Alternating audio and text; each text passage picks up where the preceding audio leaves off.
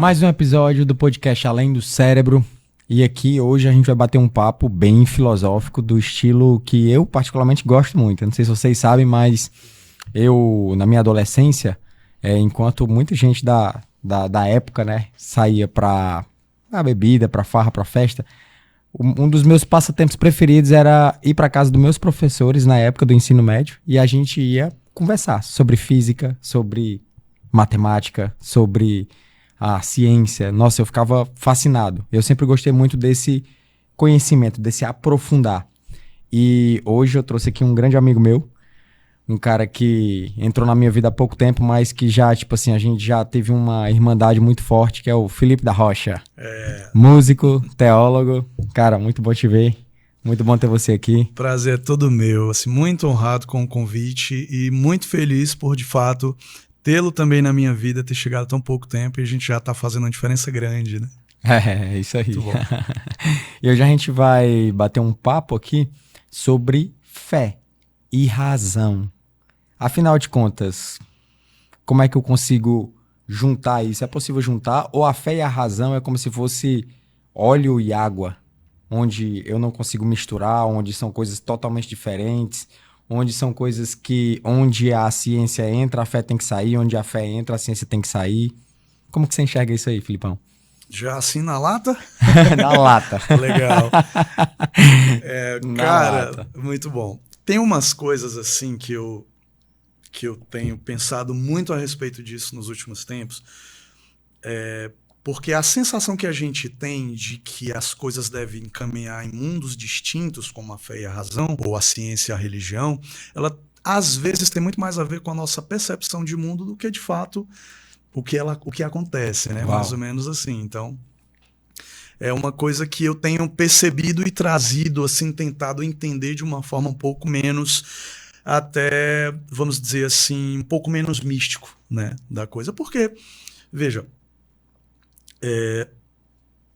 o homem, enquanto criação, ele é razão e ele é espírito da mesma forma, seja em que nível você entenda ou enxergue isso, né? Então, o homem religioso, ele é religioso porque ele o é, não porque ele está na igreja. Se ele não estiver na igreja, ele vai ser religioso com um time de futebol, né? Ele vai ser religioso com um grupo do churrasco.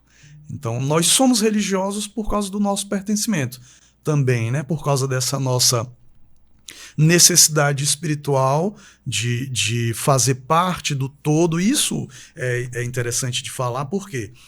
Porque no conceito primeiro do Shalom de Deus é o grupo, é o corpo, né? E a igreja fala muito disso até, o corpo de Cristo, toda essa coisa, mas o Shalom de Deus, ele é comunitário, não individual, né? Então, essa perspectiva de fé e razão, nessa perspectiva de religião e ciência, a pessoa que consegue dividir isso, eu acho que está um pouco mais perdida de quem não faz, né? E, cara, é tão lindo, assim, a coisa, quando a gente começa a entrar na parte do conhecimento, que, tipo assim, nós temos 2 hemisférios cerebrais, direito e esquerdo. E já foi provado na ciência, e é até interessante a maneira como se chegou a isso, que cada cérebro, ele funciona de forma independente. Existe uma região aqui no meio que a gente chama de corpo caloso, que une um hemisfério e outro. Aí olha que interessante, Filipão. Na hora que você já começou dizendo assim, mas é estranho a gente tentar separar razão e fé, porque isso faz mais parte da perspectiva como a gente enxerga. E isso é a perspectiva do meu cérebro esquerdo.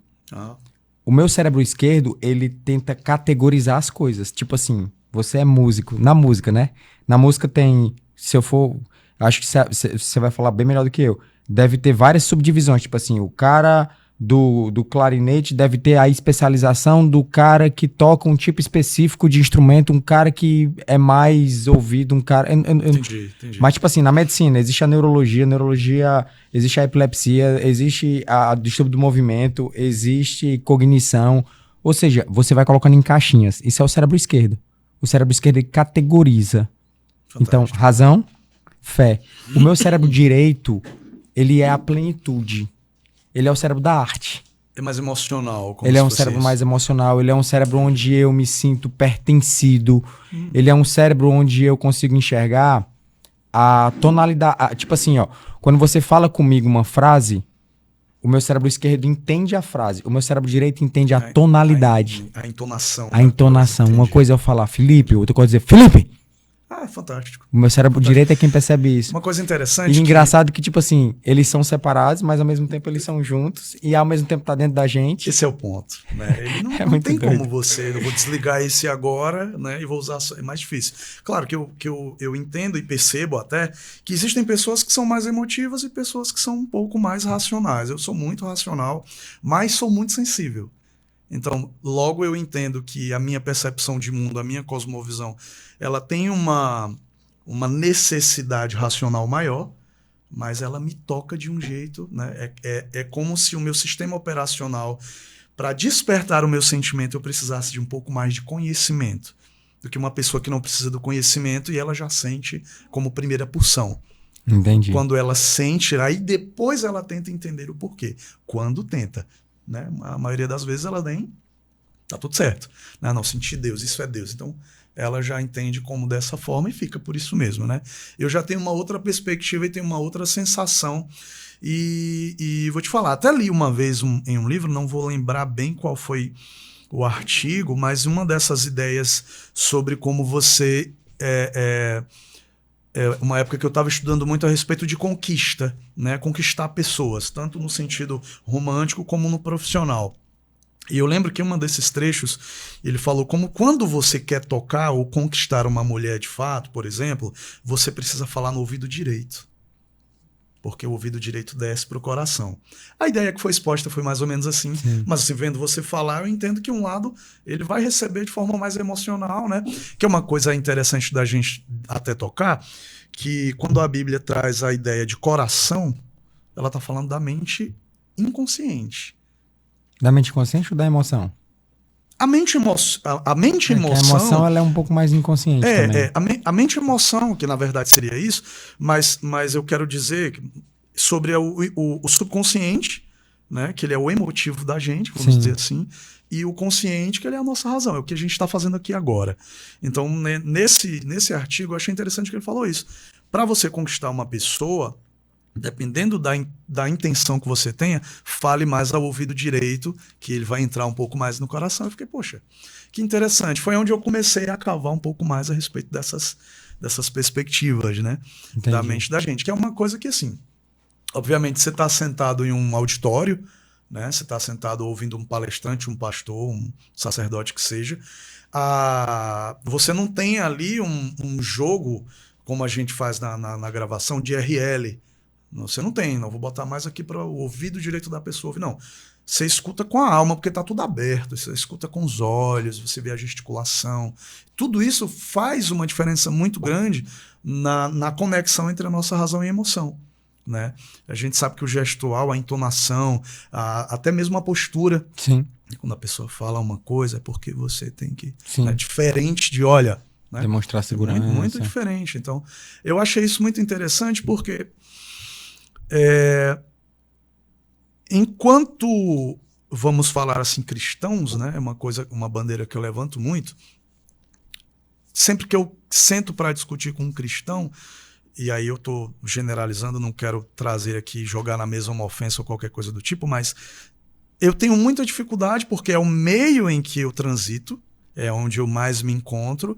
E é justamente nesse local onde eu tenho menos recepção, porque as pessoas elas buscam uma fé muito mais emocional do que racional, né? E esse é exatamente o ponto onde eu acho que a igreja moderna falha, né? Não digo a igreja, não a instituição, mas nós mesmos, né? Como pessoas a gente falha muito. Né? O corpo, porque constantemente nós estamos tentando entender ou sentir Deus, né? Mas a gente tenta sacar isso da razão. A gente quer sentir Deus. Meu povo parece por falta de conhecimento, né? Justo. E o culto deve ser racional, né? Então a gente acaba trazendo essa perspectiva de uma forma errônea, porque qualquer coisa que se levante em uma situação cultural, por exemplo, um outro dia eu lembro, isso obviamente não faz tão pouco tempo, mas conversando com a minha mãe falando sobre Yeshua, que é o nome original de Sim. Jesus, né? E ela ficou meio com receio, tendo um medo, porque ela não sabia quem era Yeshua, e eu já estava estudando tanto que estava indo para um lugar que não deveria. Entendi. Até ela entender que Yeshua é o nome transliterado. Sim. Jesus vem do latim Jesus, né? Que chegou pra gente Jesus. Não tem J ali no hebraico original, uma coisa assim. Então, até que ponto... Issá, né? Até que ponto a gente precisa, vamos dizer assim, de fato, da fé, e até que ponto a gente precisa da razão. Aonde é que eu vou me perder com os dois se eu não souber o valor de cada um? Uma vez perguntaram para Agostinho de Hipona, né? Qual que era o mais importante, a fé ou a razão? Aí ele disse, isso é bem clássico. É a mesma coisa de você chegar para um pássaro e perguntar qual é o mais importante, a asa da direita ou a asa da esquerda. É isso. Um dos livros dele, eu não vou lembrar o nome, ele exatamente trata um dos diálogos que você, na verdade, são 2 livros em que algumas pessoas tratam isso como uma dicotomia ou até como se ele estivesse se contradizendo. Em um dos livros ele aponta para que você precisa entender muito para ter fé. Em um outro tratado, você precisa ter fé para entender. Né? E a real é um ciclo que ele desenvolve onde a coisa não vai se desconectar. Né? Quanto mais eu entendo, mais eu creio. Quanto mais eu creio, mais eu entendo. Né? Eu acho que isso passa muito por um viés cultural. Né? Eu acho que essa coisa do meu povo perece por falta de conhecimento, ele só traduz exatamente isso, né? Que nós somos seres educados, né? Programados, somos seres que absorvem o meio, né? Isso é um fato que a gente vê na psicologia, a gente vê isso nas igrejas, a gente vê isso, né, na roda de amigos, a gente vê isso na sutileza da vida, né? Em todas as situações. Eu lhe conheço há pouco tempo, né? No final do ano passado para cá, vamos dizer por aí. Mas a influência que nós temos um na vida do outro quando a gente senta na mesa com os nossos amigos em comum para falar sobre interesses comuns é uma influência direta sobre o que a gente tem como cosmovisão, como vida, né? Eu me espelho em você, eu vejo a sua postura, eu vejo a sua forma de falar, eu vejo a forma como você se expressa, como você observa. Da mesma forma, você de lá daí para cá. Né? Então, nós somos esses seres que se espelham um no outro, né? como comunidade. E em um determinado momento da vida, a gente quer destacar isso da vida ordinária. A gente entende o eu, né, como o pico do mundo, é o ponto de onde eu vejo tudo, e eu acho que eu não sou influenciado por ninguém. Eu que influencio. Né? Obviamente que existem esses pontos também, mas o todo, né, razão e fé, você não consegue arrancar isso do meio cultural, no viés cultural, de um viés religioso, não, você não consegue arrancar isso. Né? Você crê no que crê porque você aprendeu a crer. Né? É interessante que a palavra fala, a fé vem e vem pelo ouvir da palavra. Mas o que é que você não acredita quando você ouve falar? Você senta na faculdade 4 anos e você passa a ter fé em tudo que você escuta, em tudo que você acredita. Né? A pessoa que senta para conversar com um cientista, ele vai ter muito mais fé na ciência porque ele está ouvindo muito mais sobre a ciência. Eu sento para conversar com um sacerdote, eu tenho muito mais fé na palavra porque eu estou constantemente falando da palavra. Então aí é legal a gente pensar um pouco nesse contexto de cérebro e de vida cotidiana, ordinária, moderna, que a gente tem um boom muito forte a respeito das mentalidades, né? Das leis do universo coach, como se tivessem agora descoberto ou tirado o véu da humanidade, né? Como se agora nós encontramos algo nunca visto. E, de fato, nós estamos experimentando. E aí eu digo isso como experimento social. Algo novo. Nunca vivemos o que estamos vivendo, né? Você pegar 500 anos atrás, há 1000 anos atrás, o que quer que seja, dificilmente você ia ter um auditório cheio de iluminação, com toda aquela linguagem, aquela linguística, aquele gestual, tanto da matéria quanto do homem, de pé diante dos outros, influenciando e falando de algo em uma conectividade, em uma pedagogia muito mais simples, né? Porque eu olhar para você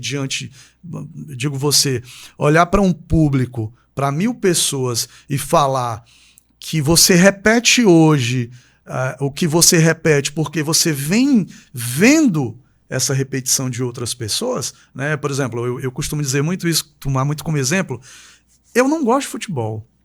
E quando eu digo não gosto, não quero dizer que não assisto. Se tiver um jogo do Brasil, eu vou curtir, vou gritar com todo mundo, é legal. Mas eu não sou o cara que toda quarta-feira liga ali num canal de jogo e vou conferir o que tá. Eu não sou esse cara. Eu não consigo, né? Porque o meu pai nunca fez isso. Aí eu não tenho como negar a gestualidade da minha família e dizer que isso não é uma realidade. Não tenho como, né? E eu tenho um primo muito próximo que grita, chora pelo time que ele torce. Porque o pai dele fez isso uma vida inteira. Então, né, é um gestual que a gente vive hoje, mas que se você volta, sei lá, para o Império e vê as guerras, não digo as guerras, mas as Olimpíadas, por exemplo, que se tinha naquela época, você via uma família fervendo para aquele campeão ganhar, e vinha outro que não queria entrar num coliseu da vida. Eu vou entrar nisso, perder meu tempo, vou ali ver se eu ganho um trocado a mais, ou trocar numa cabra a mais para alimentar a minha família, vamos dizer assim, né? Então, nós temos um gestual social hoje muito forte a respeito dessas coisas, mas a sensação que se tem é que se descobriu algo novo que nunca foi dito, né? E aí eu jogo isso na mesa na perspectiva de que, de fato, nunca vivemos o que estamos vivendo, mas se especializa muito mais nos pequenos detalhes, né?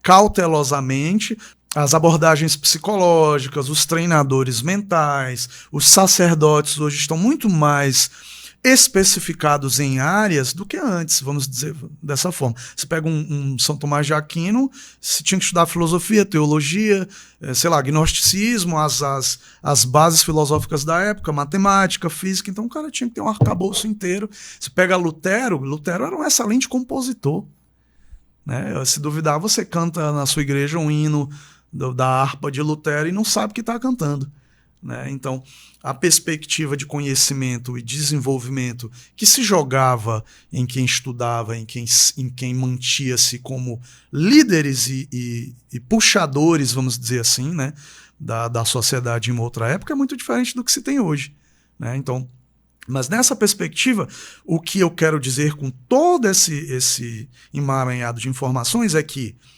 a mesma falha que se comete entendendo-se a fé fora da razão hoje, é o que se fazia na época de Jesus. É a mesma coisa, né? Porque ser humano é ser humano desde sempre. Sim. Então... Eu achei interessante na hora que você falou assim, da pessoa entrar na faculdade, a pessoa vai passar a ter fé naquilo. Se a pessoa começa a escutar um sacerdote, ele vai passar a ter fé naquilo. E era exatamente isso que o Santo Agostinho falava, né? Que o Agostinho de Hipona falava. Ele falava que, tipo... até pareceu contraditório. A obra dele parece contraditória. Tem um momento em que você diz, ele é autoritarista ou não? E tem um momento em que, no final das contas, pelo menos a minha forma de entender, é como se ele dissesse assim, você tem que usar a razão, que é para você saber quem você vai ouvir. E depois que você for ouvir essa pessoa, a partir daquele momento, a autoridade daquela pessoa, você vai ter que ter fé na autoridade dela. Do mesmo jeito, se eu entro numa faculdade... A autoridade da faculdade, a autoridade da ciência, não tem embasamento científico, método científico e tudo, a autoridade daquilo ali me faz ter fé naquilo ali. E aí, no caso, a partir daquilo ali, eu deixo aquilo ali interiorizar em mim. Então, não tem como você desvincular razão e fé. Do mesmo jeito que eu tenho que olhar, por exemplo, para a ciência. Se a gente vai falar de o que é a verdade, né? Inclusive uma das pautas aqui, o que é a verdade. Se a gente começar a entrar nisso, no que é a verdade de tudo, e eu digo, a verdade é a ciência. Mas espera aí, a ciência seria baseada no método científico, aquilo que pode ser provado. Filosofia não é ciência, então? Ou então a filosofia não é a verdade? Tipo, se eu entro nessa parte antropológica, se eu entro nessa parte do viver, do sentir, do pertencer, é a mesma coisa eu entrar... No ponto de vista de neurociência, entre lado direito e lado esquerdo do cérebro. Um dos é bem analítico E o outro é algo mais do sentir, do pertencer. Sim. E... Muito mais empírico, né? É uma coisa muito mais no campo da ideia, vamos dizer assim. Porque como é que eu provo Deus? Sim. Né? Como é que eu experimento a presença de Deus? Isso é uma coisa muito, muito, vamos colocar É uma coisa assim, intangível, né? é intangível. Não tem como, tem coisas que eu não consigo tangibilizar. Na ciência, a ciência eu vou conseguir medir, eu vou conseguir calcular, eu vou conseguir tangibilizar, mas tem coisas que são intangíveis, impalpáveis. E é uma coisa interessante, porque assim, essa zona de empirismo, ela tem muito. Aí eu vou trazer uma muito mais para esse campo, o campo do conhecimento, né? A gente estava batendo um papo rápido antes de começar a respeito do que eu até citei, o gnosticismo, né? Onde se acreditava. Isso em outras vertentes também. Quanto mais eu conheço Deus, mais eu. Na verdade, quanto mais eu sei, mais eu me aproximo de Deus, né? Que eram filosofias ou doutrinas onde eu alcanço a salvação pelo conhecimento, né? Esse tipo de ideia, né?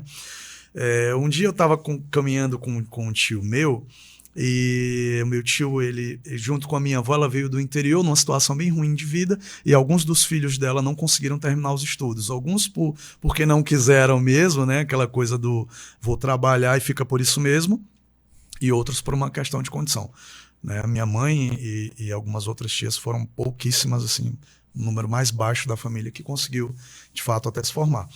Mas um tio meu falando assim, cara, tu acredita mesmo que esse negócio de átomo existe? Mandou essa, assim, né? Nossa. Eu disse... Eu pensei, na verdade... Que é interessante, assim, porque, tipo assim, pra gente que vem de uma formação acadêmica e tudo... É surreal, né? Você ver uma pessoa fazer uma pergunta dessa é surreal. Mas exige fé também. Exige fé, exatamente. Porque, tipo assim, aí a gente volta pra Agostinho de Hipona. Eu tenho que dar... tanto que nos cartórios é assim, eu dou fé, né? Exatamente. Né? Eu tenho que dar fé à ciência, ou a um professor meu de química, ou a um professor meu de física, para eu acreditar naquilo, e a partir daquilo para mim virou uma verdade. Então, onde foi? Quem foi que veio primeiro? Foi a razão ou foi a fé? Porque exige fé aí. Eu nunca vi um átomo. Justo. Claro que eu tô tendo... E tipo assim, eu não consigo falar de experimentos que mostram um átomo, porque não é a minha área, sim, mas eu sei que é real. E a gente sabe que existem por conta da fé, porque eu dou fé numa autoridade. É exatamente o que o Agostinho falava. A fé viria pela autoridade. E a gente sabe que você falando dessas experiências, nós sabemos que a ciência já chegou a esse ponto, né? A gente sabe que tem o CERN lá na Suíça, o acelerador de partículas, tem toda uma coisa. A gente sabe que toda essa pesquisa está muito avançada. Agora a ideia é, como é que eu converso com o meu tio que veio do interior, que estudou até a 3ª série, que é um cara que tem um fideísmo muito mais forte do que fé, porque ele entende que a religião é a coisa certa, e que ele aprendeu assim porque a família tem essa tradição, porque ele vai a vida inteira ali na igreja dele, porque isso e aquilo e tal.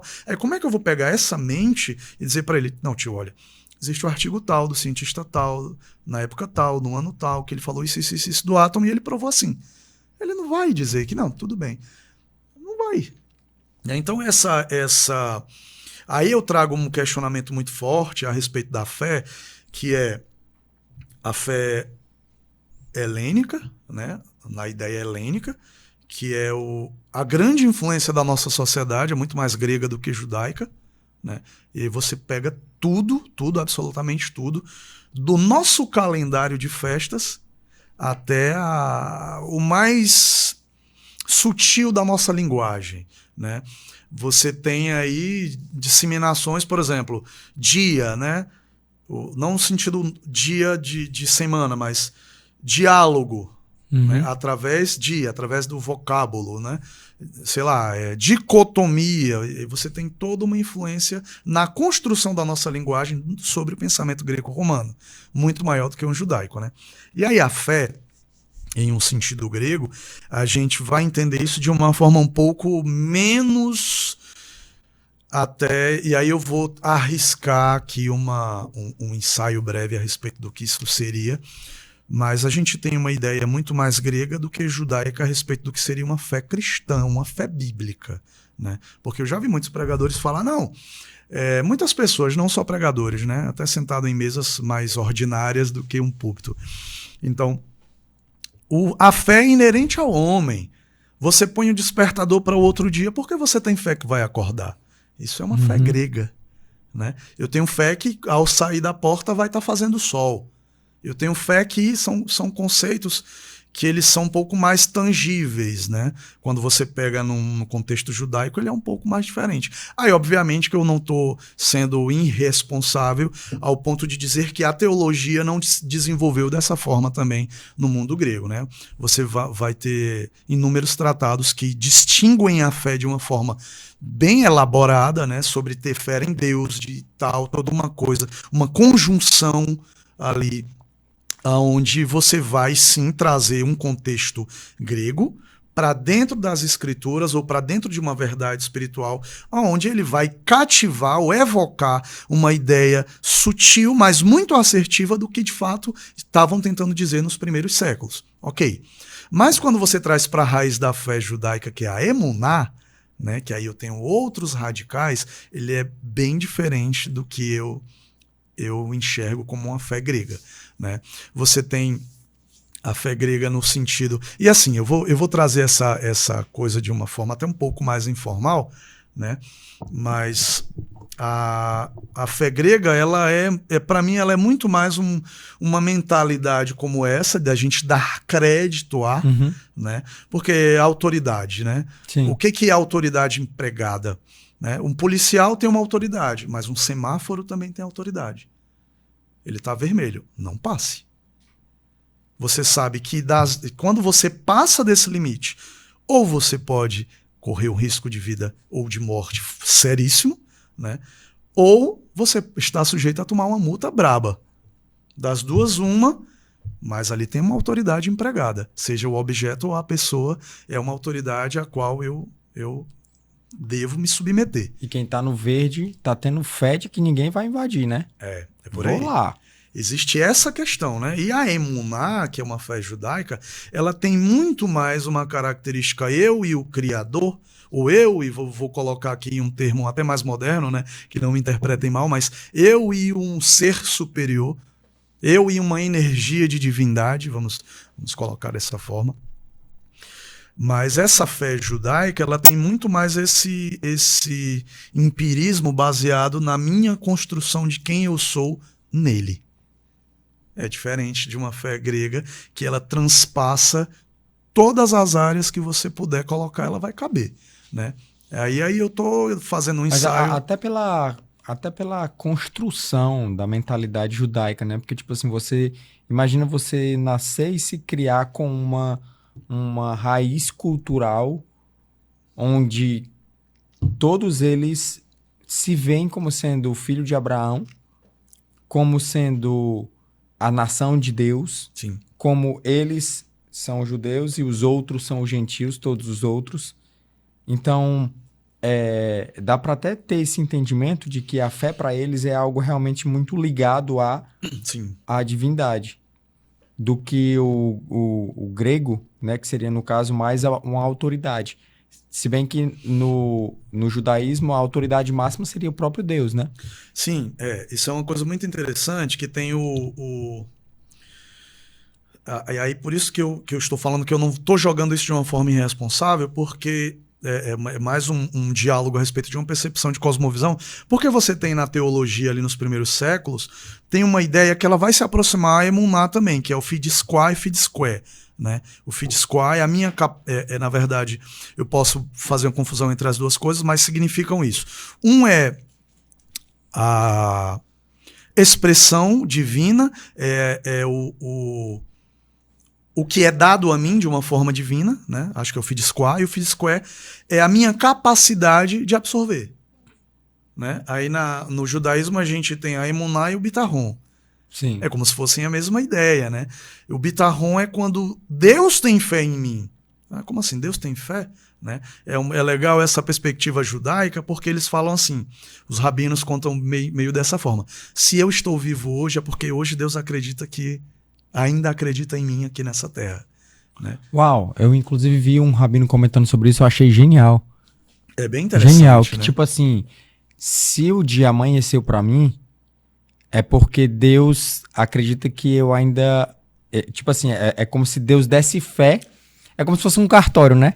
Eu dou fé Isso. de que tipo assim, não, mas o seu propósito Ainda ainda permanece, tem ele ainda é coisas pra ser capaz, feita. ele ainda vai lá, vai, né? Então tem essa coisa. Aí é legal porque isso vai trazer uma série de questionamentos que a gente pode trazer em relação tanto ao propósito de vida, quanto ao, por exemplo, ao nosso tempo de existência, né? Como é que uma pessoa vive até 120 anos, dos 90 aos 120 ele não fez nada? Qual é o propósito de estar vivo? A gente pode jogar ao ar uma série de questionamentos, né? Claro, mas assim, quando eu trago para Emuná, eu saio desse âmbito divino, do divino para mim, de mim para o divino, eu tenho Emuná, e aí eu vou ter 4 raízes disso, né? Onde um passa, que aí a teologia cristã também desenvolveu, o Fides, né? A fidelidade, toda uma série de coisas. Então eu tenho de Emuná, eu tenho o que a gente mais conhece, que é o Amém, né, que é uma raiz de concordância, eu concordo, é uma fé de concordar, né? E aí como é que eu consigo concordar se eu não compreendo? Se eu não o entendo? Aí é uma questão problemática, eu acho que principalmente para o mundo moderno, porque o senso comum ele se esfarelou com... Obviamente que eu não vou dizer que nós somos uma consequência ruim de tudo que aconteceu, porque sempre foi assim. Sempre teve alguém comandando e ensinando e sempre teve alguém recebendo. Isso é o que é a humanidade desde sempre, né? Desde das suas sutilezas mais curtinhas, desde o âmbito familiar, onde eu só tenho um pai, uma mãe e um filho, e alguém lidera, alguém ensina, alguém absorve até uma idade madura, até um sentido macro social. O governo deve fazer isso por nós. O pastor deve fazer isso por nós, enquanto hierarquia. Mas veja, a minha concordância diante da razão ou diante da fé, ela só pode existir com a razão. Eu não tenho como olhar para a escritura bíblia e dizer que isso aqui é a palavra de Deus sem eu ter fé nisso. Né? Eu já me peguei em muitos discursos com muitos amigos a respeito e a pessoa diz, não, mas eu não acredito que isso aqui é algo que vem de Deus. Então eu digo, então a nossa discussão vai só até aqui. Porque eu não tenho como dizer para você que Jesus fez milagres ou qualquer coisa do tipo, se para você é só um dado, uma historinha, não tem como. Né? Eu preciso então da razão e da fé. Da mesma forma, o contrário. Quando eu tenho alguém que tem fé em tudo, que aqui o que está vindo falando, olha, o Espírito chegou aqui, não sei o que e tal, isso aqui, ele tarari, tarará, vamos lá. Se essa pessoa não tem uma razão firmada no que se deve, né? Tanto na doutrina, quanto no conhecimento, como o porquê dessas coisas, né? Porque você pega, são 2000 anos de teologia, e são 2000 anos de filosofia cristã, são 2000 anos de livros e tratados escritos, e muitas dessas pessoas não leram um livro sequer, nem a própria Bíblia leem, mas tem fé mais do que todo mundo. Entendi. Aí eu vou transpassar para o nosso mundo moderno, nessa questão da PNL. Então para você, tipo assim, a fé, ela é racional. Ela é completamente racional. Completamente. Ora, eu entendo uma perspectiva de cosmovisão nesse mundo material, onde isso só existe aqui. Quando eu passo daqui para o além, lá eu vou ter outra coisa. Lá eu vou ter uma fé em Deus, não. Lá eu vou estar diante de uma realidade espiritual. Pelo menos essa é a minha crença. Então eu não tenho mais fé, eu tenho uma certeza de que de que existe. Hoje o que a gente tem é uma fé de que iremos para o céu. É uma fé de que há um mundo vindouro, espiritual, em uma outra dimensão que seja, como queira chamar. Mas a fé, ela é completamente humana. Como o amor, como todas essas coisas, né? Porque essa é uma coisa legal de falar. Deus é amor. Eu acredito que o amor só é amor porque é em Deus. É a nossa natureza que vem dele e tal, uma coisa assim. Então, o conceito do sentimento, ele está para o humano, porque toda vez eu tenho que humanizar o que está fora para eu conseguir compreender, porque não tem como. né? O que é Deus? Deus é um espírito, Deus é uma energia, Deus, né? Se eu não humanizar, eu me perco. Eu não tenho como, né? Então, trazendo para os dias de hoje, quando eu tenho razão fora de fé, eu tenho uma ciência bruta, eu tenho uma pedra rígida, né? E aí eu digo isso com o coração do homem, eu digo isso com as nossas percepções sociais, uma série de coisas. Da mesma forma, a fé, né? Quem está do lado da fé geralmente olha para o profano, né? E trata como alguém que não encontrou. E eu costumo olhar para o ser humano como um todo, né? A pessoa que tem fé na ciência, ela tem tanto fé como quem tem em Deus. Para você acreditar que tudo veio do Big Bang, por exemplo, você tem que ter fé em algo.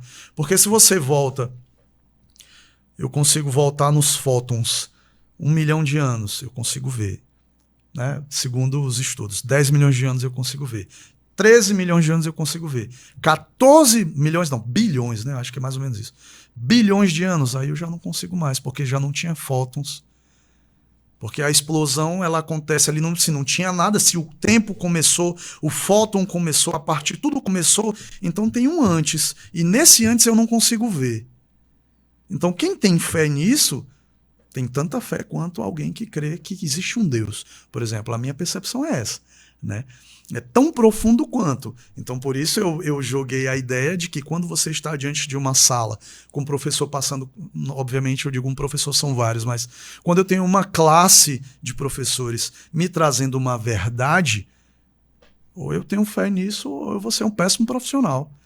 Eu vou ser alguém que não vai desenvolver as minhas sinapses de acordo com esse assunto, e eu não vou conseguir ir lá fazer, né? Eu sou músico formado, eu sou formado em violão clássico, sou formado em guitarra e estou me formando em composição. E na composição a gente lida com os dados dos sons, né? Como um cara no computador, essa página ela vai ficar azul. Aqui em cima vai ter isso, aqui vai ter uma foto, aqui vai ter tal, aqui é o título.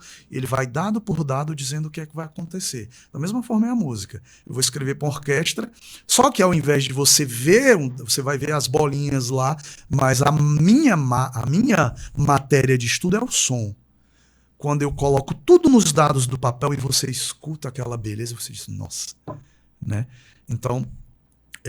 essa programação, ela me trouxe um pouco dessa sensibilidade a respeito do que é a vida, do que é o mundo, do que são todas essas coisas. E aí eu vou trazer um pouco também esse mundo musical para o nosso papo de hoje. Por quê? Porque desde dos primeiros grandes filósofos, a gente tem uma ideia muito forte a respeito de uma boa educação espiritual, de uma boa educação política e de uma boa educação artística musical. Né? Desde sempre, né? Então hoje a influência que a arte e cultura tem no nosso meio, tanto obviamente que é num campo empírico, mas ele é completamente objetivo a respeito das minhas pulsões de vida. E isso é muito doido, porque é a mesma história que eu falei do futebol, né? Eu tenho uma influência muito forte do meu pai, porque eu via o meu pai sentar numa varanda do quintal com um livro de ciências, né? Meu pai não formou nisso, e ele era administrador e uma série de coisas. Então, ele ficava ali se lambuzando, né, com a ciência. Ele falava o nome dos vermes, ele falava uma série de coisas. Era a perspectiva de vida que ele tinha, era a razão. Meu pai era muito racional também, ele queria entender as coisas. Então eu tive essa influência completa de quem ele é, ou dessa linha de comando de vida, né?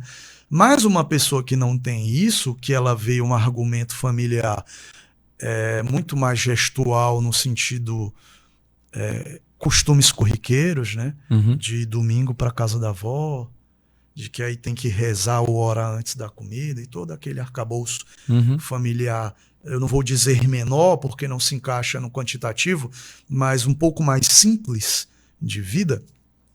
Aí a gente tem diretamente a cultura influente nisso, né? Você tem desde da expressão barroca onde a coisa começou a ter uma magnitude um pouco mais bem desenvolvida, onde começaram as grandes partituras, as orquestras, aquelas coisas, o pessoal se unindo nos salões para ter aquela experiência, e aí você pode levantar uma série de questões, porque isso era o burguês, porque isso era... Porque... Não interessa, o que interessa é que houve de fato uma influência gigantesca, artística, cultural, na sociedade, e hoje nós somos consequência disso. Essa música que a gente escuta na igreja, na rádio, onde quer que a gente vá, ela é restritamente um experimento social, né? Você pega hoje, nós somos nordestinos, e você escuta o forró, com hoje até um pouco mais bem desenvolvido, mas com melodias simples, com acordes um tanto quanto até em uma linha mais perspectiva individual do estilo, mas com um acorde simples também. Assim como um pop americano que engoliu o mundo com as suas músicas de 4 acordes e não passa disso. E você chora ouvindo aquela coisa. Aonde é, na emoção, que a música vai influenciar no âmago de quem você é. Isso para mim sempre foi um desejo de descoberta, assim, tal qual Agostinho com a fé e a razão. Uhum. Porque eu entendo, eu cresci, a minha mãe acordava a gente ao som de o concerto de Aranjuez, que era um solo belíssimo de violão com orquestra. Uma coisa que hoje, depois de formado de violão, para mim é difícil de tocar, é um nível assim absurdo, né? Já doutorado de violão, assim. E eu cresci ouvindo isso.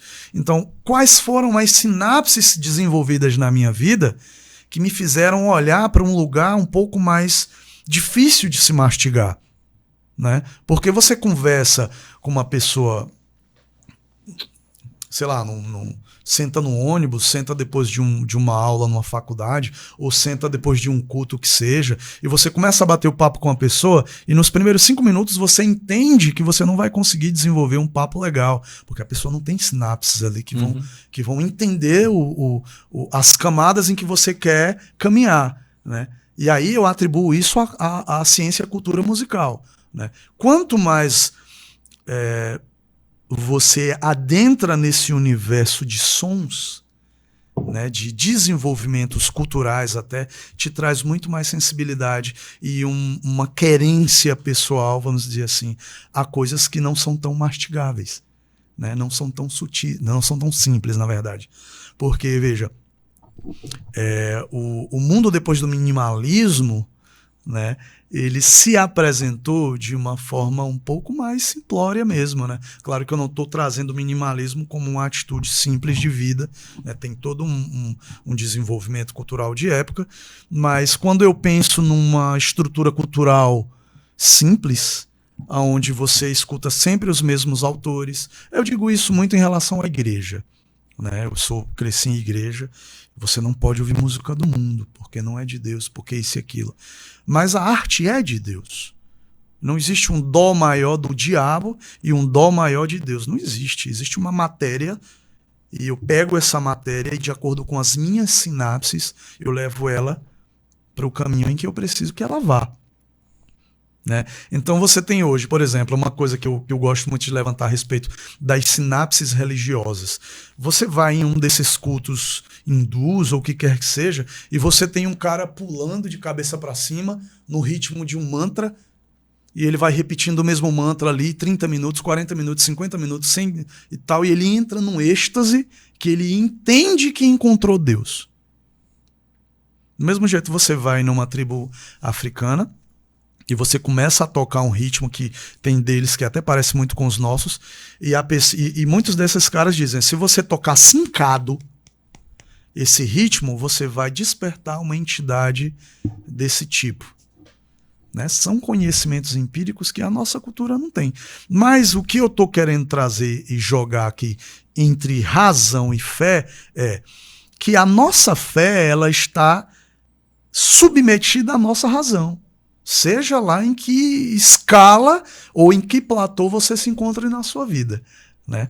Se você leu muito Tomás de Aquino, se você leu muito, sei lá, Bob Proctor, que é um dos grandes coaches, morreu tem, sei lá, 2 anos, se você leu muito esses caras, assim como se você leu muito o apóstolo Paulo, se você leu muito Clóvis de Barros Filho, que é um dos nossos grandes que ainda está vivo, se você lê muito esses caras, a sua fé ela está completamente alimentada pela razão em que você absorve. Da mesma forma, o contrário. A minha fé está naquilo em que eu mais cativo. Então, como é que eu vou conseguir passar uma faca bem no meio do que é razão e do que é fé? Não tem como. É como você falou do cérebro, né? Como é que eu vou conseguir agora essa chavinha que desliga o meu cérebro razão e eu vou ficar só com esse emocional? E agora eu vou desligar esse emocional e vou ficar só com razão. Obviamente que nós temos uma vida baseada em arquétipos, né? Onde a gente vai conseguir construir ora razão, ora emocional, mas que mesmo em um momento de emoção você consegue manipular a sua emoção e se tornar mais racional para ter um melhor desempenho, né? Como da mesma forma, ao contrário, eu sou muito racional, mas, por exemplo, a minha esposa precisa que eu seja emocional agora, então eu preciso me forçar a trazer para o meu âmbito emocional e ser sensível e absorver as necessidades que a minha esposa tem hoje, né? Então, se eu não tenho essa capacidade desse equilíbrio, eu estou perdido, né? Enquanto social, enquanto religião, enquanto ciência, né? Eu acredito muito na razão humana, nessa perspectiva de fé, muito nesse sentido, né? Se eu não encontro esse equilíbrio entre as duas coisas, eu sou o pior dos homens, né? Esse é o Felipe que está jogando nessa realidade. Uau. Cara, genial. Essa perspectiva de razão e fé é algo que é um papo profundo e é um papo gostoso. E longo, né? E longo. É só e longo. Mas a gente volta para a mesma coisa. Tipo assim, não tem como separar. E aí, por isso que eu gosto muito das ideias do Agostinho de Hipona, citei ele várias vezes aqui, porque eu acredito que foi no ano 300 e pouquinho, no terceiro século, na verdade, no quarto século, ele já começava a trazer essas ideias. E, ao mesmo tempo, para mim é simples e, ao mesmo tempo, para mim é muito complexa. É simples porque, se você olha com o olhar de uma criança, é óbvio. Mas quando você olha com o olhar complexo do adulto, é algo que você fica tentando mais e aquilo.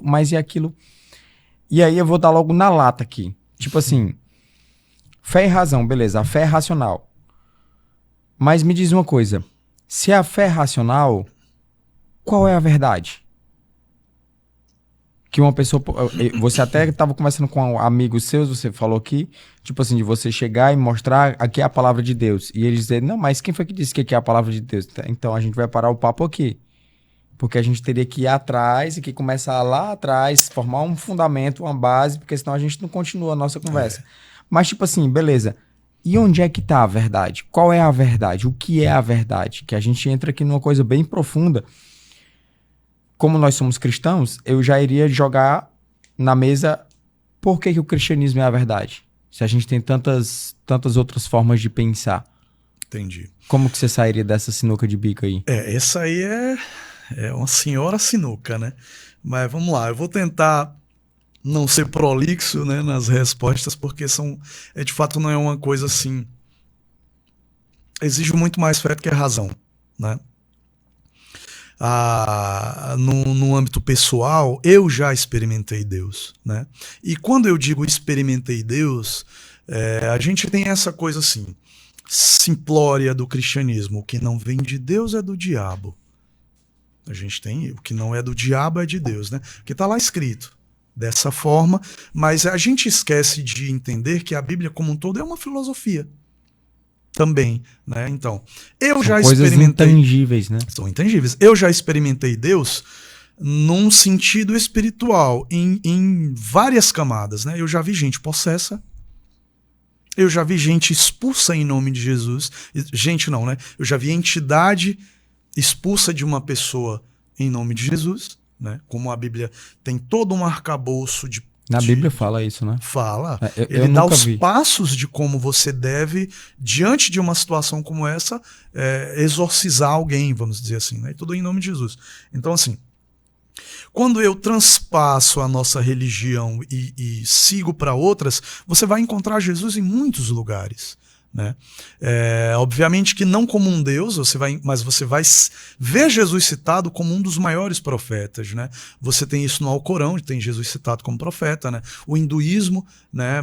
Eu não sei bem em que situação, mas existem muitas culturas que vão citar Cristo, né? Como um profeta.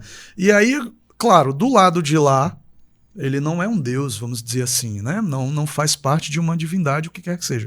Mas, primeiro, em um sentido pessoal, eu experimentei essas coisas, né? Da mesma forma que alguém pode dizer, mas eu experimentei Alá, por exemplo. Eu acho que eu peguei aqui um raciocínio aqui no ar. Eu vou te interromper porque foi tipo assim um mega insight. Porque na hora que eu fiz a pergunta pra você, que foi tipo uma voadora na pleura, né? Foi. Você falou assim, aqui vai exigir mais fé do que razão. Aí na minha cabeça eu já disse assim, uai, contradição? Porque ele acabou de falar que a fé era racional, agora vai ter que ter mais fé do que razão. Só que agora me veio aqui que você te falou assim, eu experimentei. E a fé é como se fosse algo que é intangível. Sim. A razão é quanto eu tenho que tentar tangibilizar. E o ser humano, ele é tanto tangível quanto intangível. Matéria é energia, energia é matéria. Me mostra a energia, cadê a energia? Tá aqui a matéria. E quando eu entro na física quântica, é muito doido isso. Mas tipo assim, o átomo, esse aqui é feito de átomo. Só que o átomo, ele é 0,00001% matéria. Uau. Então ele é mais nada do que alguma coisa. Então é como se isso aqui fosse mais nada do que alguma coisa. Tipo assim, se a gente entra nisso, é um negócio... Vai longe. Nossa cabeça não... Vai longe. Então, quando você fala assim, de ter experimentado Deus, você experimentou de forma racional. Racional. Só que você não consegue me tangibilizar. Não consigo. Por isso que você fala que é mais fé do que razão. É mais fé do que razão. Porque é intangível, porque é o experienciar. É o pertencer que a gente tava falando lá no início. É isso. Existe porque a fé é a conexão, é o sentir, é o corpo, né? O corpo de Cristo. Tipo assim, tipo assim, existe algo que me conecta a você. Existe algo que me conecta ao Romário. Existe uma humanidade. O que seria o ser humano se a gente estivesse numa ilha deserta com todo o dinheiro do mundo, todo o ouro e a prata do mundo, Ferrari, instrumentos musicais, diz aí a melhor guitarra que existe. Gibson. Ó, tu com Fender, 30 Fender lá, mas tu tá sozinho. Só você pra escutar. Vai tocar pra quem, né? Pois é. Isso então, tipo assim, existe algo que é mais fé do que razão. É muito bom. E é legal você ter tocado nisso. Tem três coisas que eu gostaria de falar que são bem interessantes, né? A primeira é a respeito do ser tangível ou não, né? Porque é assim. Acontece muitas vezes com qualquer pessoa. Isso é uma coisa até muito mais comum do que o que se imagina. Você está pensando em alguém e essa pessoa te manda uma mensagem. Né?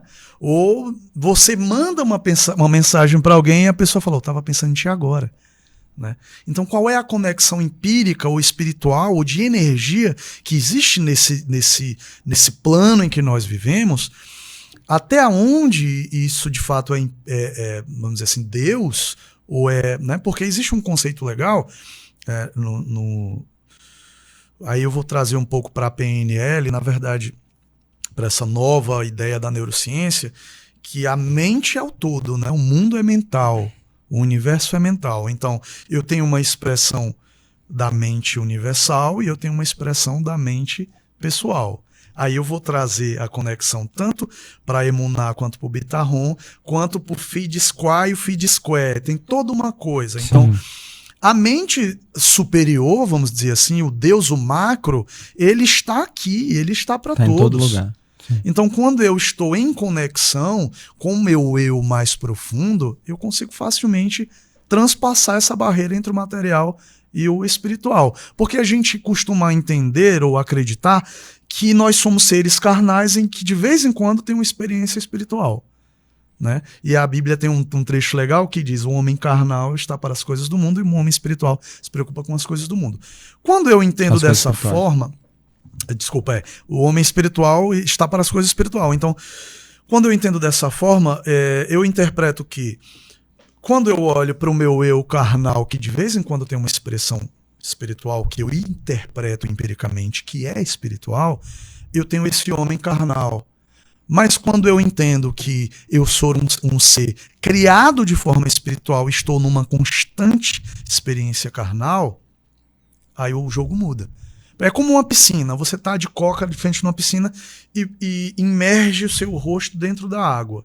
E ali em um momento você vê um mundo que não é o seu, você não conhece o que é dentro da água, respirar, comer dentro da água não existe pra gente. Então, em um momento eu enxergo o mundo e em um outro eu tiro para a realidade. Então eu enxergo a vida mais ou menos assim. Só que eu não vejo muito bem como dessa forma. Eu vi esse exemplo assim, mas eu enxergo muito mais como um mergulho. Eu sou criado em um mergulho e quando eu preciso voltar para a superfície é quando a vida nasce, eu estou voltando para mim, eu enxergo muito dessa forma, né? Do primeiro dia até o último eu só morro. Né? Sabe, eu sou concebido, então eu estou começando a morrer desde o primeiro momento, porque eu tenho dias contados, né? Eu tenho essa perspectiva. Então, quando eu começo a trazer esse empírico para o tangível, quando é que eu consigo provar que Deus existe? Quando eu te levo um recado que você estava precisando ouvir, né? Quando eu mando uma mensagem para alguém e alguém diz, estava pensando em você. Então eu entendo que eu estou conectando a minha mente a uma mente superior. E nessa mente superior todo mundo está, né? O ingrato e o grato, né? Eu acho legal essa perspectiva. Só que ao mesmo tempo, porque a gente poderia entrar aqui na perspectiva como se Deus fosse uma energia. Porque Deus é uma pessoa. Isso para mim aí é já um outro engasgo. Né? Aí eu preciso ser um pouco polêmico nessa questão. Porque Deus ser espírito e Deus ser uma pessoa e Deus ser todas essas coisas é uma humanização. Pra gente entender. O judeu, ele enxerga Deus como energia. Já é um outro campo. Ah, é? O judeu, Deus é uma energia. Tudo é energia. Esse microfone é uma energia. Essa mesa é uma energia. A parede é uma energia. É tanto que você tem na língua hebraica... Né? As palavras, cada letra tem um número, cada letra tem um significado, e essa palavra começa com essa letra por isso, por causa disso, por causa daquilo. Então, parede, em hebraico, o significado da energia da palavra parede, ela tem o significado exato do que ele representa. O que é que uma parede representa? Delimitar, né? Bloqueio, tem toda uma coisa. Então, no significado da língua, pra gente não, pra nossa língua é uma coisa mais rasa, né? Uma parede.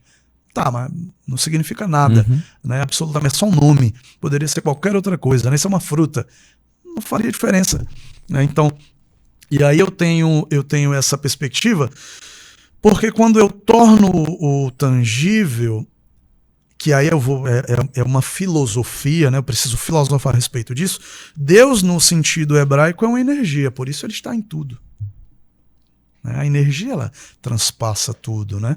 Ela não é criada... Mas tem uma consciência. Tem uma consciência.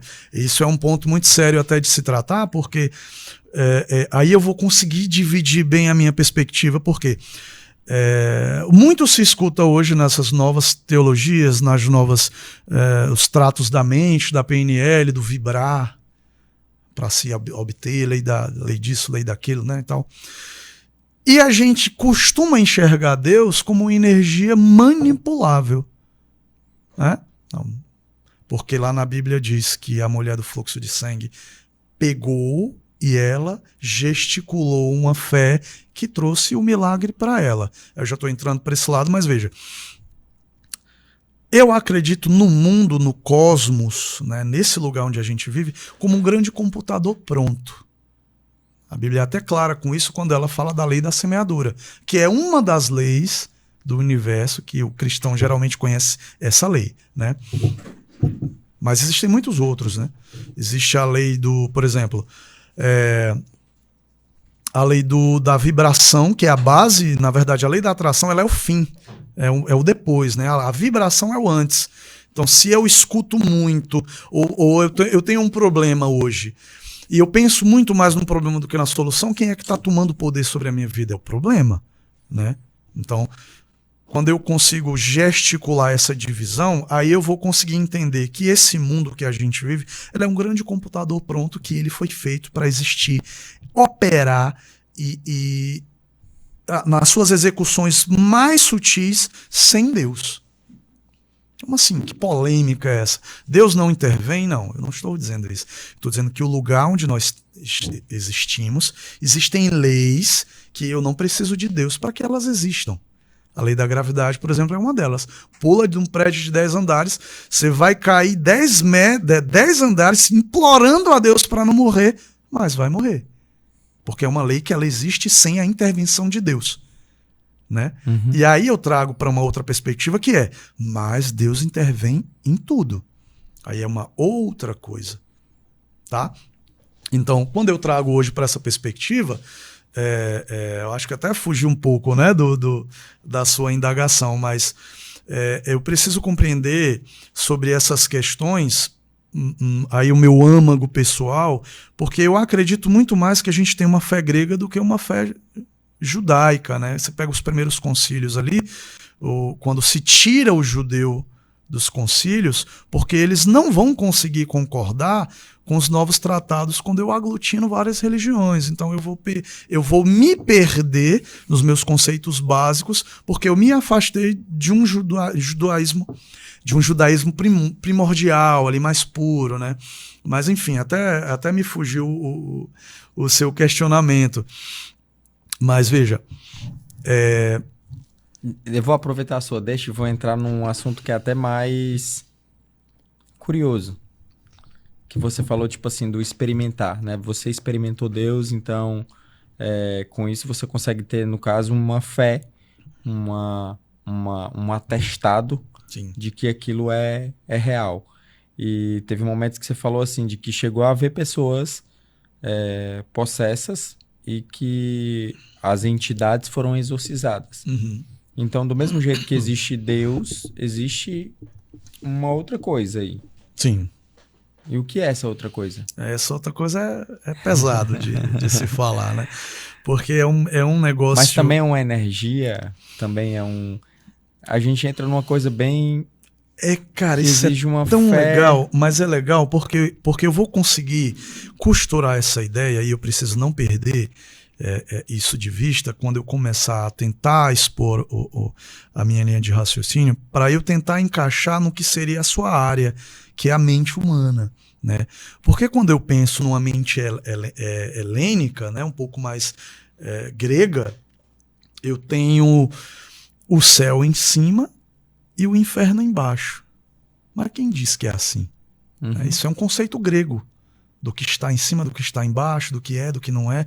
Se você para pensar numa perspectiva de que o mundo é um objeto circular, girando em torno dele, em torno do Sol, em torno do negócio, vagando por onde é que é em cima, onde é que é embaixo. Sim. Né? Então isso é muito mais uma perspectiva filosófica do que uma realidade. Né? Pelo menos ao meu ver é isso. Então, aí por conta dessa influência, a gente tem essa ideia de um Deus bom e um Deus mau, né? Ou do bem e do mal, né? Quando você traz para a raiz das coisas, você vai ter a tradução de diabo, de diabolos, né? Do Satã, que vem do judaísmo, e o demônio, né? Que vem do Cacus Daimon, Eu Daimon, toda essa coisa do bem que há em mim e do mal que há em mim, da influência. E aí eu consigo enxergar todas essas coisas como energia. Foi o lugar onde virou essa chave para mim. Porque Deus é espírito, Deus é uma pessoa, Deus é isso. Eu vi Deus, isso aqui. Sabe, a manifestação, né, a epifania do que seria a manifestação de Deus ali numa porção de energia, é o que a gente consegue escrever. É o que a gente consegue trazer como razão. Não, Deus apareceu ali. Mas ele não está aqui em todo canto? Né? Só que a minha perspectiva eu acesso Deus. É uma frequência. Né? Aí, da mesma forma, eu tenho o lado negativo. É uma polaridade. Na lei da polaridade é isso. Eu tenho o bem e o mal como uma polaridade. E eu consigo transmutar a mesma coisa. Aí uma batida de um carro Em um breve segundo ali, um milésimo de segundo, eu bato e eu tenho uma perspectiva de interpretar essa experiência como um bem ou como um mal. Eu vou sair desse carro agora cuspindo raiva de indignação em quem eu bati ou em quem bateu em mim, ou eu vou sair daqui grato porque eu não morri e a outra pessoa não morreu. É um tom de frequência que você tem total controle. Claro. Posso olhar a metade cheia do copo ou metade vazia do copo, sim. Mas eu tenho também... Aí é um aprisionamento... E isso mora dentro da gente, né? Mora dentro da gente. Mas é um aprisionamento que ele está ligado em quase tudo que a gente falou até aqui. Na influência social, na influência musical, na influência religiosa, na influência da sua família, né? Se é você que é casado, se a sua esposa acordou hoje reclamando ou não.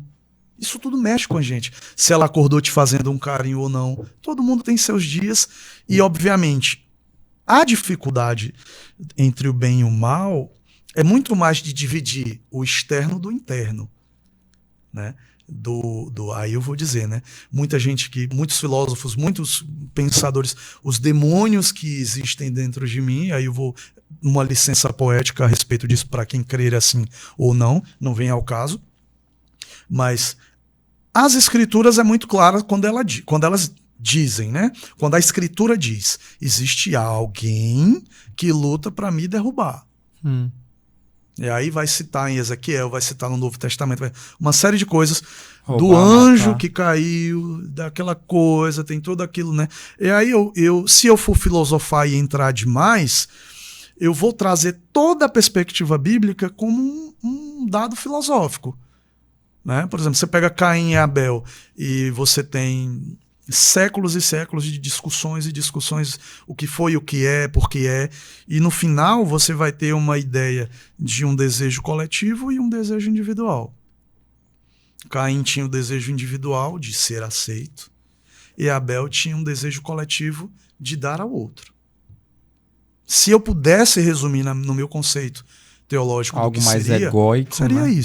Seria isso, né? Quando eu tenho algo que eu posso dividir com alguém e eu faço questão de dividir, não para ser aceito, não para ter o reconhecimento, mas porque o outro também merece. Aí é o amor, né? Eu sou Caim, eu sou Abel. Eu estou dando o melhor que eu tenho para Deus, o melhor que eu tenho para a sociedade, o melhor que eu tenho para o meu irmão. Mas quando eu estou dando, e aí isso é muito sério para os dias de hoje, né? Que vai desde uma foto no history ou no que quer que seja, desde uma foto no seu feed até uma cesta básica que você distribui, uma doação que você manda para as enchentes agora, e eu quero me sentir bem com isso, ou até ser aceito, reconhecido, aí eu tenho um Caim. Porque quando eu não sou aceito, me dói, me fere. Algo egóico, né? E é só uma questão de situação para eu não ir lá matar o outro. Porque tem muito disso, né? Não, eu sou Abel, não sou Caim. Não, eu sou isso, não sou aquilo. Mas essa perspectiva, para mim, psicológica, diz muito mais a respeito do que é o diabo e Deus, né? Tem uma história muito fantástica que eu escutei de um rabino, que é um guerreiro que vai em busca da verdade do que é Deus. Na verdade, do que é céu e do que é inferno, né? Então ele vai no primeiro monge, e ele, na verdade, rabino, né? Eles ditam como rabino. Vai no primeiro rabino e ele pergunta o que é o céu e o inferno. Olha, eu já estudei isso, já estudei aquilo, já fiz isso, já fiz aquilo, eu não consigo compreender. Vá no próximo, né? Que você vai entender. E aí se segue uma escalada de buscas até ele chega num determinado grande rabino e ele entra numa caverna com esse rabino que se separou para se santificar, vamos dizer assim, e ele se ajoelha diante do rabino calado e pergunta o que é céu.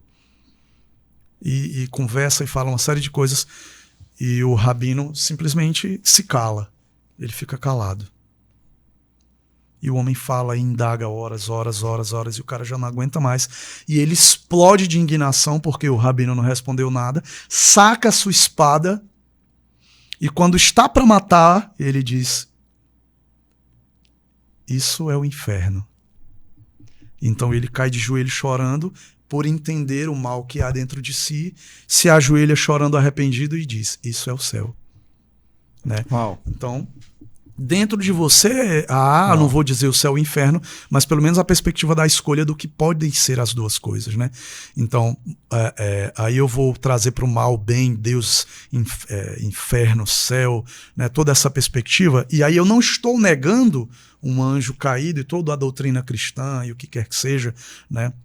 Não estou negando isso, mas há muito mais dentro de nós a respeito de entender a nossa mentalidade, as nossas escolhas, as nossas perspectivas dentro de nós do que de fato uma influência do que é Deus ou o diabo, né? E partindo desse pressuposto, quando eu trago para a religiosidade, a gente costuma dizer que o que não vem de Deus vem do diabo. E aí eu consigo conviver com essas questões muito bem, porque quando eu olho para um acidente como que eu falei, eu bati o carro e agora eu saí bufando dali, brigando e aquela coisa, então eu consegui ali me ligar ou entrar na frequência do que seria o diabo. E quando não, eu já passei por essa situação, um cara me fechou com um caminhão. E é diferente, né, cara? É diferente quando, tipo assim, você... Tipo, a frequência é diferente. Tipo assim, você vê uma pessoa com ódio... Completamente. E você vê uma pessoa manifestando amor. Completamente. A paz, o quanto que vibra dentro da gente, né? Você que é músico, né? Tipo, inclusive é até um tema bacana para depois a gente trazer aqui, né? A gente trazer neurociência e música. É muito legal. É um tema massa, Topo hein? na hora. É um tema massa. Mas, tipo, que essa coisa da frequência, essa coisa do sentir, você até falou, tipo assim, que você estuda, busca a conexão perfeita de tocar no âmago da pessoa, né? É algo que... as coisas intangíveis, né? As coisas intangíveis. É intangível. Agora, isso é, cara, muito fantástico isso que é assim, olha. Milagre e mistério são palavras dadas àquilo que não se compreende. Uhum. Quando eu compreendo, não é mais mistério. Isso é uma coisa interessante, porque essa também é uma forma... Isso seria razão e fé? Também seria razão e fé. É uma forma de também se experimentar Deus. Aí tem um ponto da agnose que é isso, que é o quanto mais eu conheço, mais eu me salvo, mais isso e aquilo. Mas na verdade você toma consciência do que é a vida. Você expande a sua mente, né? Eu que lido com música, eu lido com frequências, né? E eu experimento constantemente tocar uma música ou ouvir algo que eu criei e eu experimento o que aquilo causa em mim, né? A construção de um acorde maior com um menor, um maior com um maior, um menor com um menor, e você tem todo o mesmo acorde maior indo para o mesmo acorde menor. Eu tenho o A maior e o B menor. E eu tenho o A maior indo para o B maior também. São classificações. E todas essas conexões, elas têm uma expressão diferente. E aí é legal, isso que você falou do que é tangível ou não, eu consigo, e aí eu não vou dizer que isso é posso chamar de dom, mas eu desenvolvi a música no meu ouvido de eu sei quando uma pessoa, na música da fala, está mentindo ou não. Uau. Quando ela está manipulando um assunto, né? E eu não vou dizer mentira, é um mentiroso, não.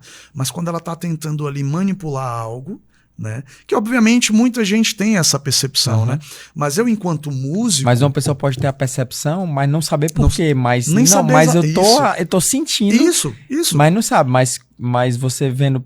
Eu achei muito interessante. Tem uma coisa legal você falou, disso a aí. música da fala... tem uma coisa legal disso aí que a gente ouve muito. Um ditado popular... Seria a frequência do diabo? Isso aí é legal, né? Na hora da mentira ali, na hora ele chega numa tonalidade que seria uma frequência que, opa, essa frequência aí... Cara, pois é. É legal isso aí. Porque... E aí, Romário, o que é que você acha? É bom, né? Tem uma coisa legal disso, eu estava até vendo há uns poucos dias atrás, as manifestações de Deus, e uma delas é a frequência. Deus se manifesta na frequência. Por isso a Bíblia é clara quando diz que Deus habita nos louvores. No som, na frequência, né? E você tem hoje armas sônicas.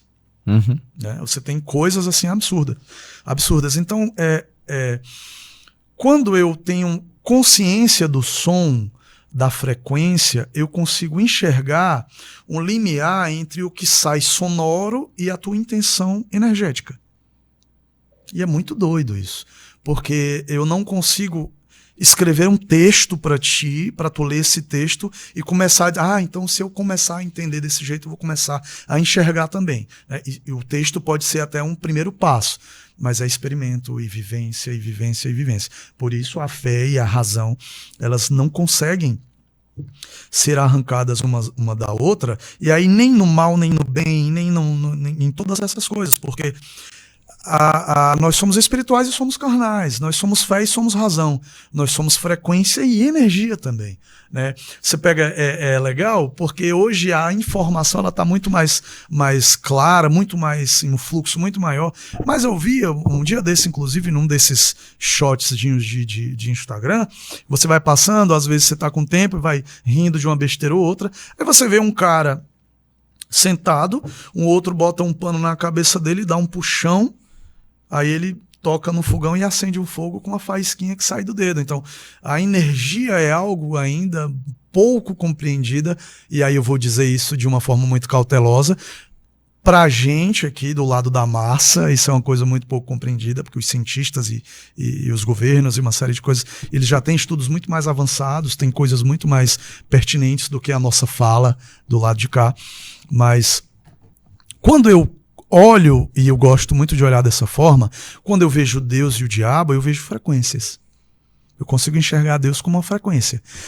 Mas então Deus é só uma frequência. Aí eu posso dar uma ênfase para outras coisas, como as culturas que falam do Brahma, do Nirvana e uma série de coisas que você vai alcançando, né? Aí você reencarna, aí você vem isso, aí você vai chegando à frequência de se tornar um Deus também. Eu não estou falando disso. Isso aí é uma outra coisa, né? É um outro conceito que talvez o meu conceito transpasse nisso, né? Eu não posso negar. Mas o meu enxergar da sua indagação do bem e do mal, do Deus e do diabo, é muito mais uma frequência do que a exposição de uma entidade que tenta a todo custo me destruir. E aí, mais uma vez, com muita cautela, eu não estou negando a existência do diabo, o que quer que seja, mas da minha escolha e do meu governo sobre a minha vida. Porque a Bíblia é clara, resistir ao diabo e ele fugirá de vós. Ele é um anjo poderoso, segundo a Bíblia, ele é um querubim que caiu, que ele tinha uma posição forte e grande no céu, e esse mesmo diabo, esse Satã, vai fugir de mim se eu apenas resistir. Então é uma frequência.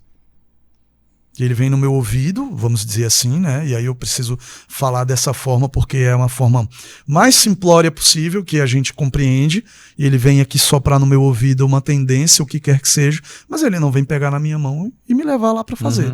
Então eu tenho essa consciência, eu tenho esse controle, eu tenho esse governo sobre a minha razão e fé, e aonde eu estou na minha frequência vai ditar completamente. Aí tudo bem. Dentro desse conceito, eu posso concordar com escute apenas músicas de Deus, frequente uma igreja, busque todo dia, ore todo dia. Por quê? Porque você está em busca de uma frequência. E quando eu estou alinhado nessa frequência, dificilmente algo vai me derrubar. Dificilmente uma seta vai, sabe, uma fatalidade na minha família não vai me derrubar enquanto pessoa, porque eu entendo a frequência de Deus e eu entendo sobre o rumo natural da vida. Né? Então, Deus e o diabo, na minha perspectiva pessoal, ela tem muito a ver com essa frequência. Agora, claro, enquanto homem, eu me submeto a um ser maior, a uma entidade, a um Deus supremo e criador, onde eu tenho a necessidade de adorá-lo. É minha necessidade. Aí já não é mais filosofia, é a minha fé. Eu adoro porque eu preciso dele. Eu não oro porque eu preciso que Deus venha aqui e me cure. Eu não oro porque eu preciso de dinheiro. Eu oro porque eu preciso orar. Isso é uma condição. Um alimento, né? É uma condição. Inclusive, existem muitos dados científicos de frequência, né, de se estuda pessoas em oração, ativam lugares do cérebro que só ativam na oração. Lado direito. Fantástico. Então, que é o mesmo, olha só que interessante. É o mesmo local que é acionado na hora que a gente está sentindo amor. Olha só. É a mesma área quando a gente tá orando. Sabia dessa, Romário? É a mesma área. Nada mais justo, então, de que eu consiga entender Deus como uma frequência também. Isso é legal porque, assim, nessa forma um pouco mais moderna, muita gente critica o mundo coach, né? Que aí vai lá, você passa um fim de semana, aquela coisa, uma imersão, isso, aquilo e tal. E pouco se compreende que as pessoas que têm frustração é porque elas não estão nesse momento propício para receber aquele tipo de trato. Da mesma forma que você vai na igreja, uma pessoa chora o culto todo, encontra Deus e muda a vida, e a outra vai 10 vezes, não encontra, não sente, não vai mais e fica por isso mesmo, né? Então, e aí eu não vou entrar para essa coisa de predestinação, de uma série de coisas que a gente tem como doutrina e teologia, mas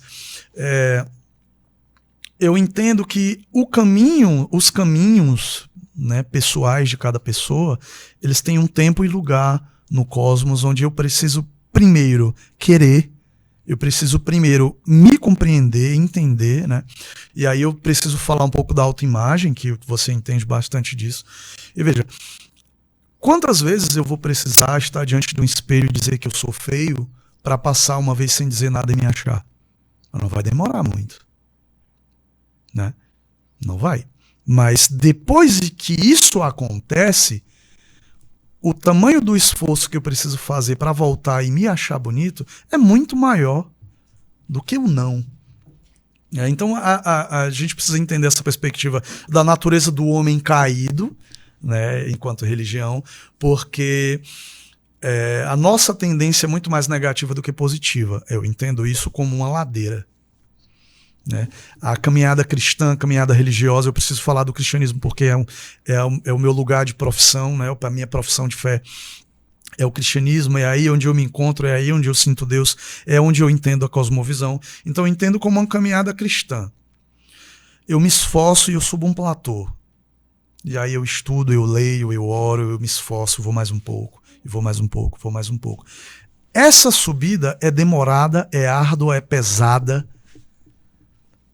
Mas lá em cima, se eu pisar numa pedra em falsa e cair, é muito rápido. Uhum. Né? E claro, mesmo tendo a consciência de um lugar onde eu já estive, eu posso demorar a chegar lá de novo. Uau. Isso é uma perturbação mental que eu já tive em vida. Né? Cheguei tão perto, fui tão assim, estudei tanto, fui tal legal, li pra caramba. E as sutilezas da vida me derrubaram de um jeito que me destroçaram ao ponto de eu desacreditar em Deus. Uau. E até eu retomar o lugar onde eu estive um dia, cara, Aí você como doutor, como mentalizador, como pessoa que entende um pouco mais desses conceitos de sinapses, você vai entender muito bem dessas construções. Mas enquanto experiência não é fácil, não é uma coisa simples. E por isso muita gente larga a fé, larga a razão e vai viver uma vida automática de uma forma um pouco menos dolorosa, né?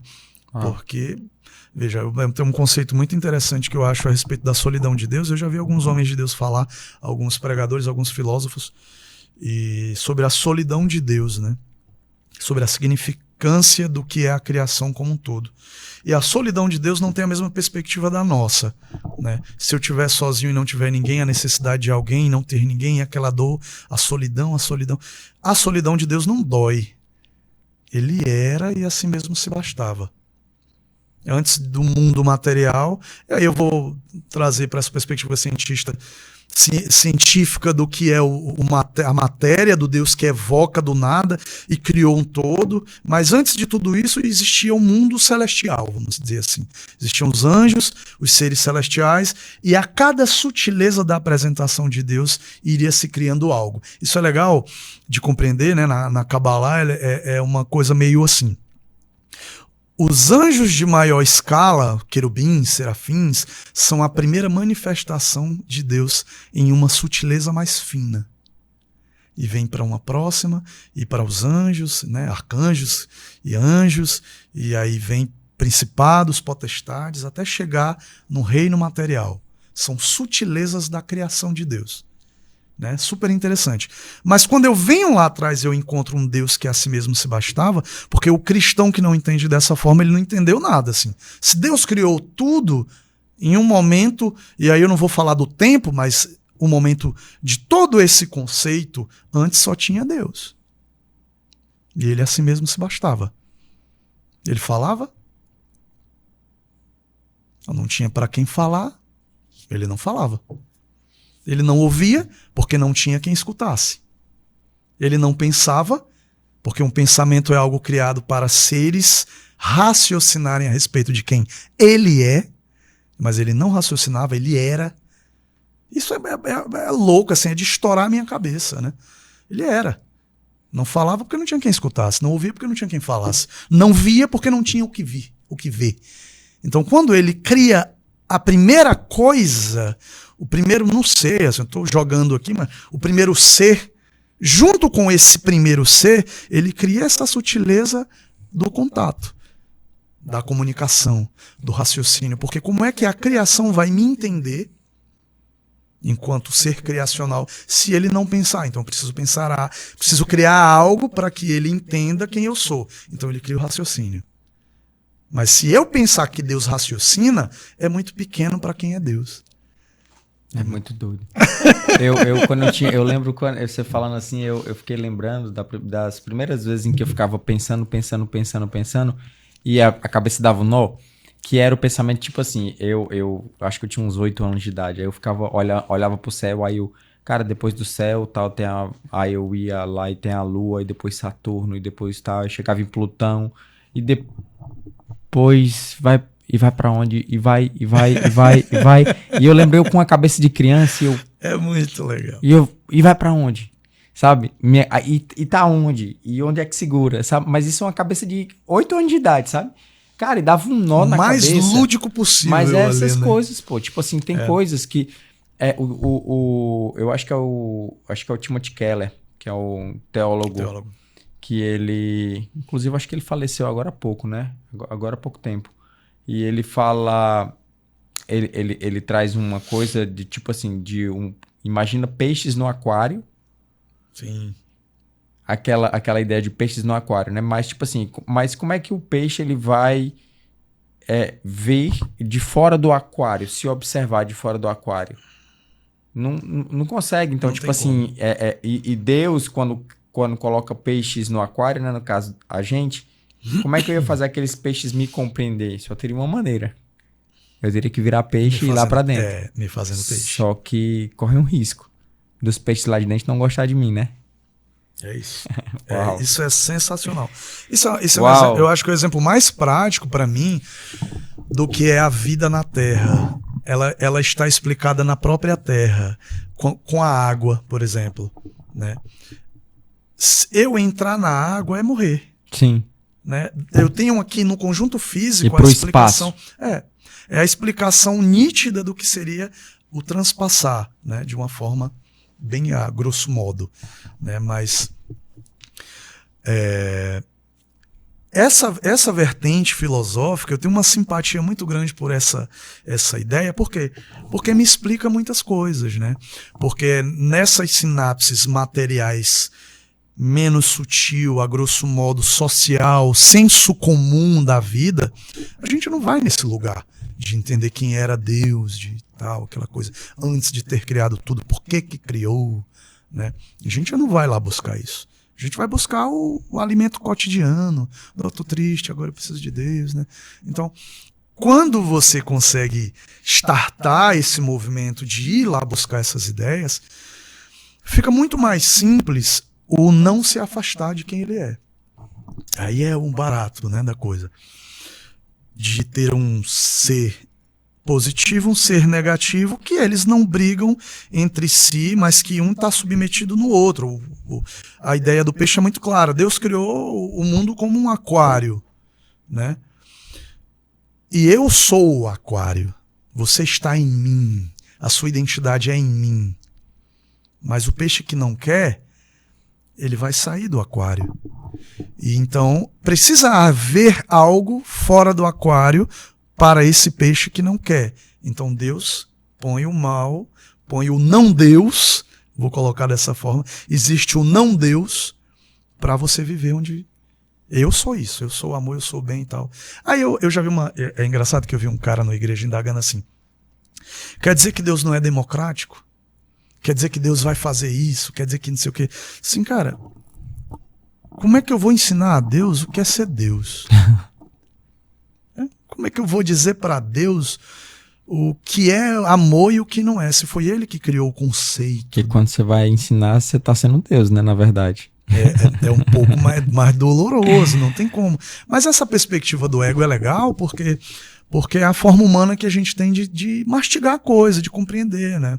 E aí eu vejo hoje muitos trazendo pro que eu estava falando do mundo coach, eu vejo muita gente trazendo uma série de exercícios, uma série de padrões, uma série de coisas, que tudo isso são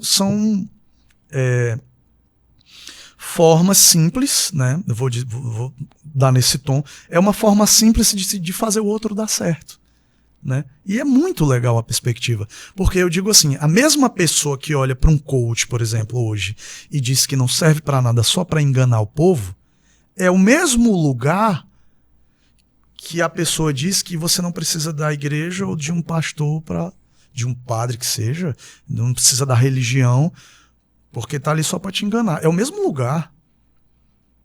O mesmo lugar.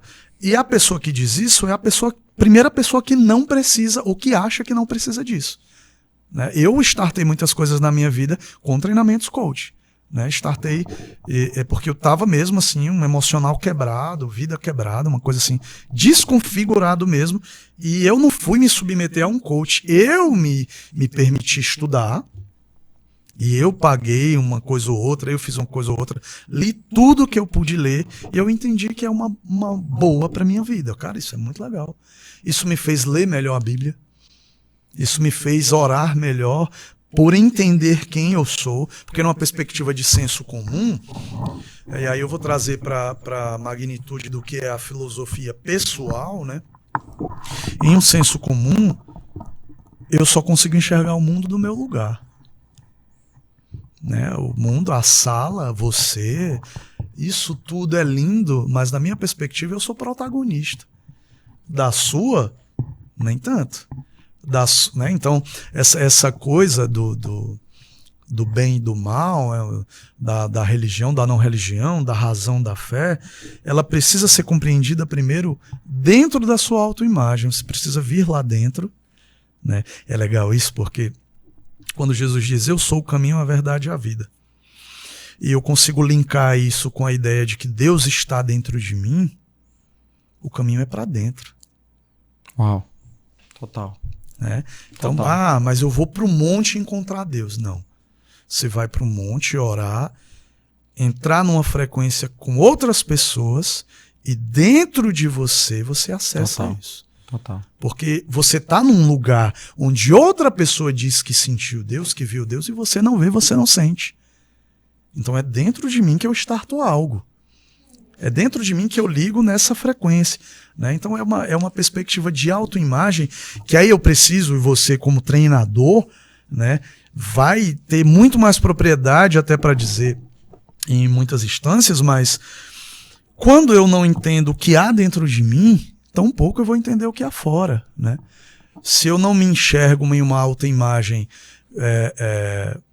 bem construída, em uma programação neural, linguística, sinapses, quando eu não tenho isso bem desenvolvido, quando eu fujo de uma razão, para mim eu perco tudo.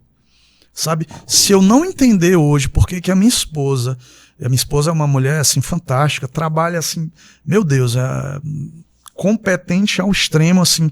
E se eu não entendo em um dia sutil que ela acordou um pouco mais antipática, eu achar que é porque ela não me ama, e dói dentro de mim, e eu não observar que no último mês ela dormiu quase nada, eu estou fugindo da razão. Eu estou num campo empírico, e aí muitos religiosos cometem esse erro. Isso é a fé, isso é o campo da fé, é o campo empírico.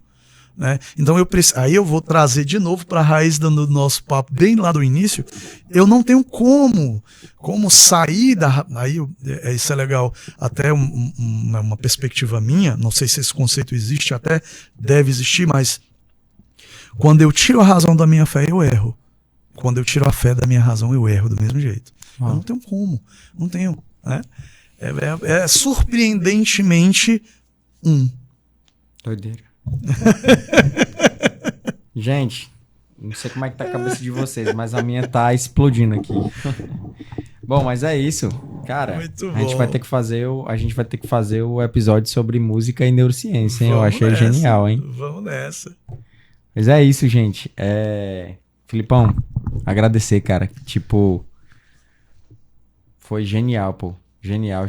Muito Uma bom, filosofia profunda e sair daqui realmente com a cabeça, muitas ideias. Bom demais. Vamos continuar o papo, hein?